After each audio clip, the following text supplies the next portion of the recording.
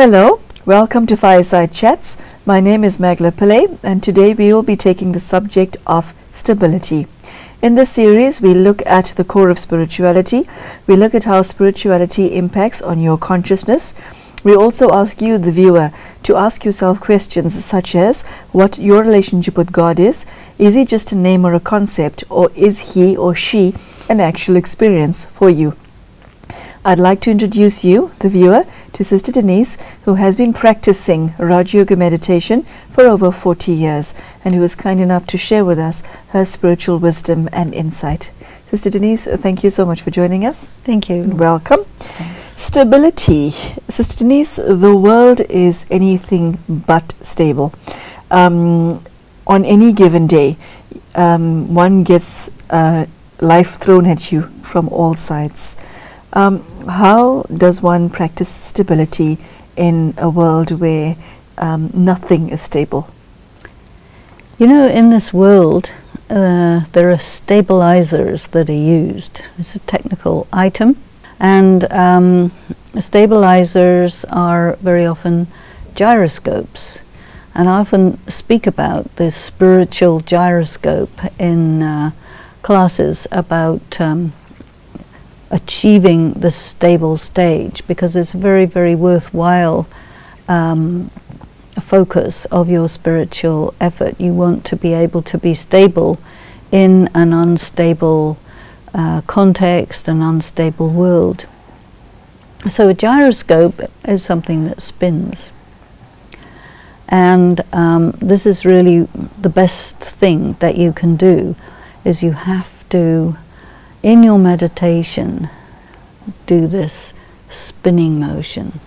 And the the sign of this, well, you can say the good one is the frisbee.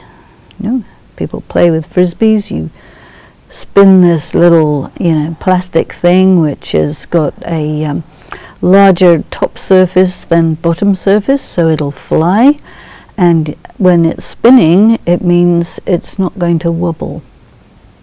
Gyroscopes are used in ships, in rockets, in planes, and the speciality of a gyroscope is this, that anything which is rotating is going to stay in the same plane. That's an aspect of physics. Now, things that are aspects of physics can also be aspects of metaphysics, and one of the words for spirituality is metaphysics, that which comes after physics, that which is beyond the physical world. So, what do you spin and how do you spin? Well, those who are most known for spinning are the Sufis, and they do the dance, the whirling dervishes. And in their dance they have one hand up and the other hand down. And the idea behind it is that you take the energy of God with the one that's up, and you sort of spin it out and distribute it out to the world. This is the philosophy behind it. But when you are spinning physically, that can also give you a very special feeling, which people associate with a spiritual experience. But take it really to the spiritual plane, and you find that what you have to spin is your sense of self, your identity. And so what is your identity? A person at the present time is somewhat far away from their true identity. We have an expression, the swadharma, the dharma of the self, or the true religion of the self, which is the state of purity, peace, power, love, bliss. It is how you are before anything happened to you. Once something happens to you, it moves you away from your original reality. So the spinning that you have to do in this process is to say, okay, I am my original reality, and I am all of the changes that occur, which move me further and further away from my originality, but because it's a circle, it brings me back to my point of departure. So there is a spinning motion that one can do in meditation to achieve that. Now you apply that to your interpretation of what's happening around you. Because what people normally do is they see what's happening, they take it in, they feel it, they almost become it. Whatever is happening to me. Now, in spiritual practice, if you want to become stable, you really shouldn't do that, because then you are totally up and down and very unstable. Whatever is happening outside, that's happening inside, so you're totally a leaf in the wind. Outside, it's up and down.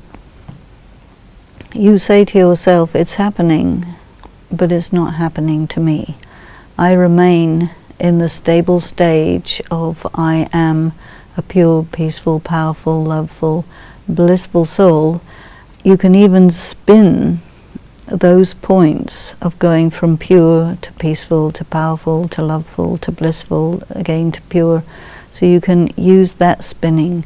You can spin I pass through all kinds of changes, but if I look at the totality of changes I pass through, just like if you would spin a top, you know, maybe on some tops people will paint the colors of the rainbow, and when you spin it, what you see is white.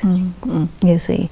And so all the different things that you could go through in terms of emotionally or whatever, but you spin, and what you get is the stability of being able to access your original stage, and the spinning motion is the thing that really holds you stable.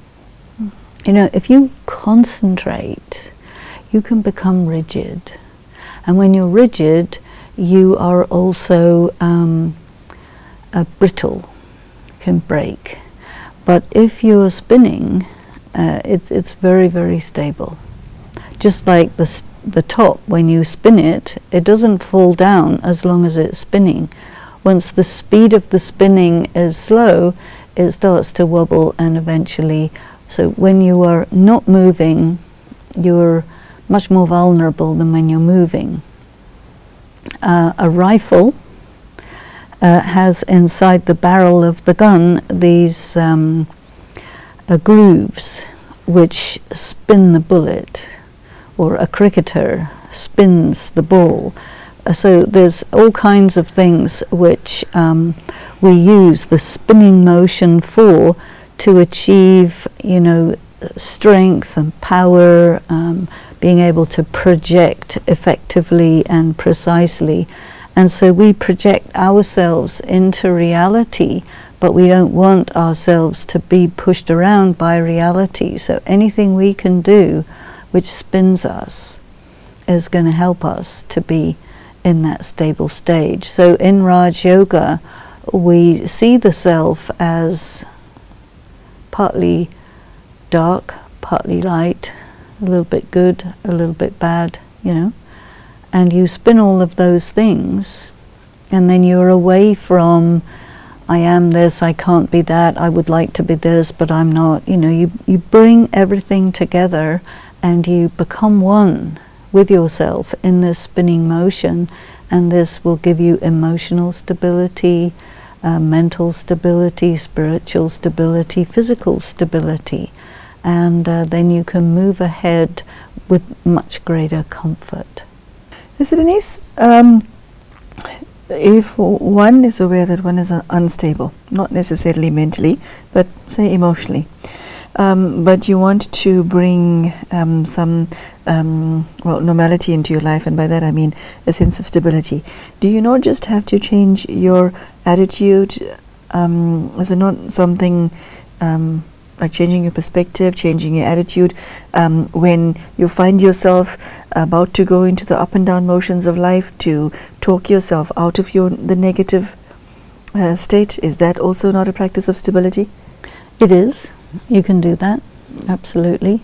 Okay. And people who are really emotionally unstable, they have, you know, they go up and down, like and the heart machine. Yes. But they have too much high and too much low, so then they can't manage that. And so then they are given psychotropic drugs which chop off the top and the bottom end, and you kind of go up and down in this sort of grey area in the middle, which is manageable but not so interesting. So, people like variety, they like contrast, but you have to be able to manage it. You know, as I listen to you speak, we're talking about stability, but what we're actually talking about is how to protect the self from a world that has become a very dangerous place. Do you employ other means of self-protection in order to remain grounded? If you go into extreme fear, that will destabilize you. If you listen to what people say to you or about something that's important to you, that can destabilize you. So I think that there are certain disciplines that you can bring into your life which will protect you from destabilizing influences that can, you know, bring you under other influences, so that you are pulled away from yourself. And I think that you can actually use your meditation, your spiritual study, to discern what is real, what's important. And even there are disciplines that we do practice. For example, do not rely on hearsay matters. Check it. Because somebody will come along and say something which is really designed to destabilize you and put you out of order, and before you take that on and respond to it and react to it, a good practice is to say, okay, well, let me check that out. You see, just don't take it at face value, because then you are you know, susceptible to destabilizing influences if you don't first say, okay, well, I'll see about that, I'll check it for myself, you know, before I take that on board. Sister Denise, how does God come into this picture of being stable? Well, you see, what happens in this world is the world is like a big drama, and the drama is all about success and failure, and victory and defeat, and things working out and things not working out, people being nice to you and being nasty to you, feeling very good or feeling very abandoned, or there are all these pairs of opposites. And so one of the practices that is very much part of the teachings of Raj Yoga is to position oneself in a place that is where you're equal in the face of success and failure. You see, what people normally do is they say, okay, success is good, we like that, we'll go there. Failure, we don't like that, we'll avoid that. And the law of spirituality says, look, if you're going to go to success and take that on and take that in and enjoy the success, the corollary of that is that you will have to take the opposite. So that is very destabilizing. Hold on. That was a bomb of a sentence. Please say that again.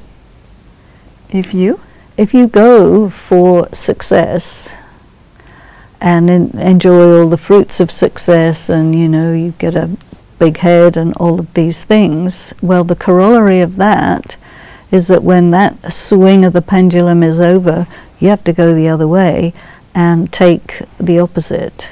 and that's just the law of spirituality. Everything goes this way, that way. So what is recommended is be absolutely neutral in the face of success, and do not take it on, do not, let yourself be sustained by that, because if you eat the fruits of success, you will have to eat the fruits of failure. So stay detached from success, and then you will be able to be detached from failure. This is the stage of equanimity that is practiced by yogis, you see. Now there is a lot of people in this world who say, oh, nobody is appreciating me. And in a spiritual environment, because of this understanding, people will not go out and do too much appreciating, because they know that if you try and pull somebody into that state of enjoying being appreciated, you're sort of responsible for sending them off in the other direction, because some other time they're not going to be appreciated. And sometimes people, they don't understand this, and they say, well, the right thing is to really appreciate people who've done good things. There's another dimension to this too. If you reward, appreciate, etc., somebody who's done good things, then the karma that they have put forth, the seed of good karma, charitable karma, doing something good. Now, if you take all this appreciation and immediate reward, then the investment that you make of doing that pure karma, the result of it has already been taken. And so then it never is allowed to mature, it can't grow and develop, so you can never really get the fruits of your good karma if you take it early in the form of what we sometimes call as green fruit. You eat green fruit, you can get stomachache. Okay. You were going to bring God into this picture? Well, God teaches these things. Okay. You see, because people don't know. When I meant bringing God into the picture, I meant for you to tell us how God's presence has a stabilizing factor in one's life, or not? Potentially. Potentially. Okay. Nice idea. But I think that when you bring God into your life, God comes there to be present with you as you get on the roller coaster. Ah, okay. Sister Denise, that's actually very interesting, because there are many who believe that when you really have God in your life, you no longer have any problems. That's very naive, isn't it? Well, it's very short-sighted, it is naive, and it's an assumption that is really not the case at all, because what's the purpose of a problem is to enable you to get good at solving the problems, you see. So God's not going to take your problems away, He's going to give you some new ones, so that you can build your capacity, God's the educator. God wants you to be the very best that you can be. So God's not going to take all your problems away and say, oh, I'll do everything for you. Then who gets the reward of that? God, not you. And so when you bring God into your life, you're in a sense also bringing the opposite of God into your life. And the idea is to have God with you, keep God with you, really study the teachings of God, so that you can then go out and deal with all of the difficulties, challenges, obstacles and whatnot that is part of the course of study that you need to be getting good at handling. You see, and then God will assess you and say, oh, that was good, you handled that nicely. Oops, no, you didn't do that very well, did you? Let's try again, Sister Denise, what you just said is mind-boggling, because the reason that many people are looking for God is because they're looking for something or someone to bring an end to their problems. Now what you're saying is, your problems will be the same, but you will be given more skills to handle it better. That's what you were saying. That's right, or your problems may increase.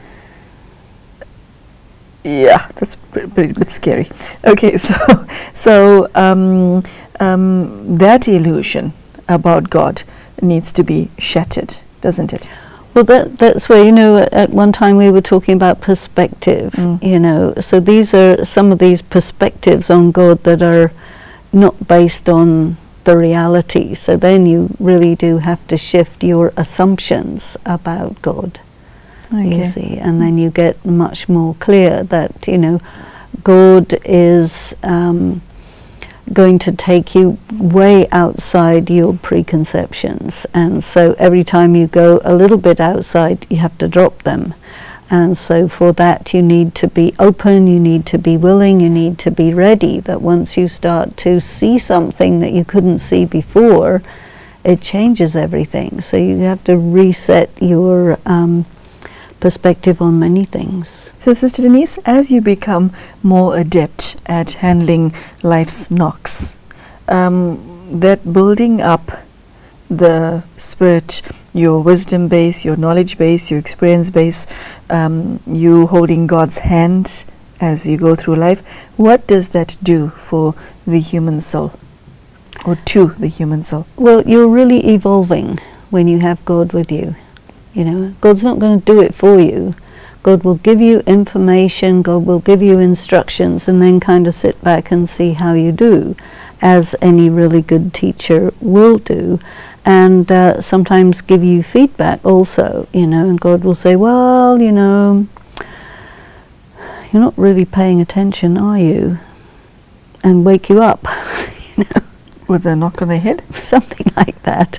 Right, okay. You know? What you're saying is an unknown and a shock to many people, because well, you know, would you rather live under an illusion, or are you willing to go through the uncomfortable experience of disillusionment? This is a question. Better the devil you know than the devil you don't know. But who wants to live in a state of illusion? You don't want to when you're asked the question. People don't like to be disillusioned. It's a really unpleasant feeling. And so will I ask people, do you want to stay under an illusion? Is that how you want to be? Is that how you want to live?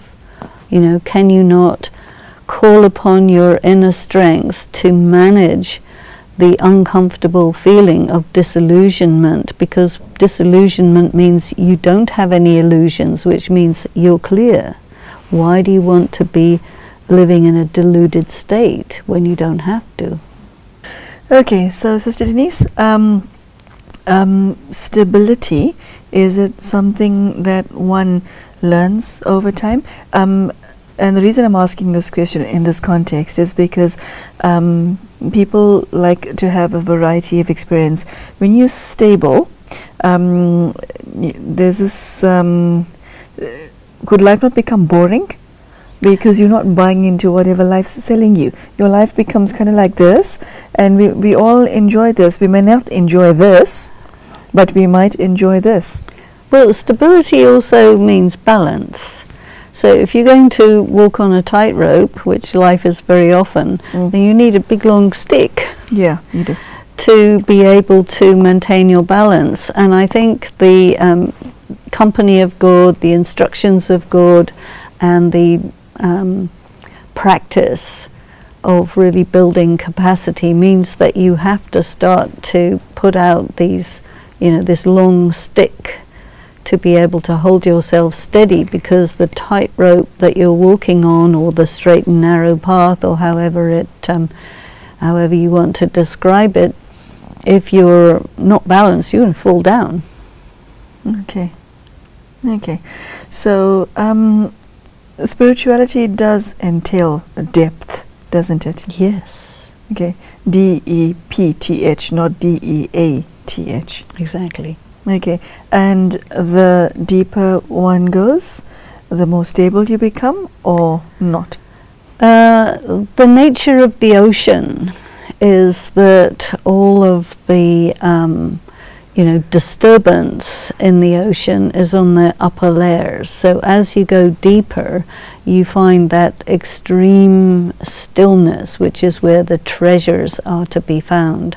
And I think that as you become deeper as a person, you're no longer concerned with all of this up and down that's going on in superficial life.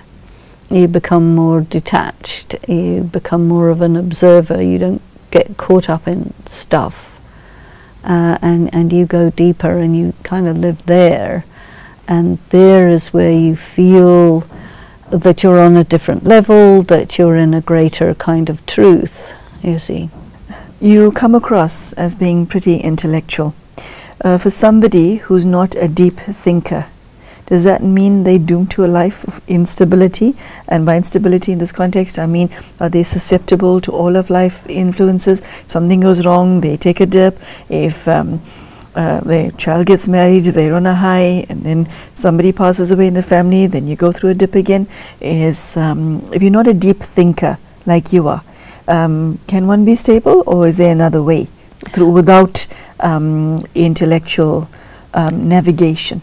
Well, you can apply an intellectual approach to the process of becoming stable, but you can also apply many other approaches. It's not that intellectual equals stable. There are many unstable intellectuals.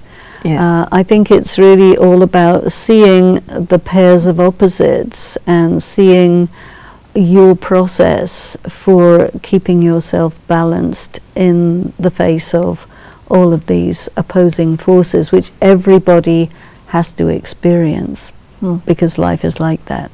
Okay, unfortunately we have to say goodbye to you today, and thank you very much. It was very, very interesting and educational. Thank you. So there you go, brothers and sisters, the subject of stability. As usual on this show, we hear and learn about things that we didn't necessarily know in the past. For those of you who are under the illusion that if you have God in your life, all your problems will be resolved, Sister Denise shattered that illusion by saying you will have problems, but you will have the hand of God, as well as the skills that God teaches, the knowledge that He teaches to deal with life better, and in so doing become more stable. That is a very realistic approach, and this is what I like about this show, and what we learn from Sister Denise is that it's very reality based, and one can get to grip with what life is all about rather than have one's head in the clouds. So I do hope that you understand a bit more about the subject of stability, and I do wish you well on your own spiritual quest. Thank you for joining us, and goodbye.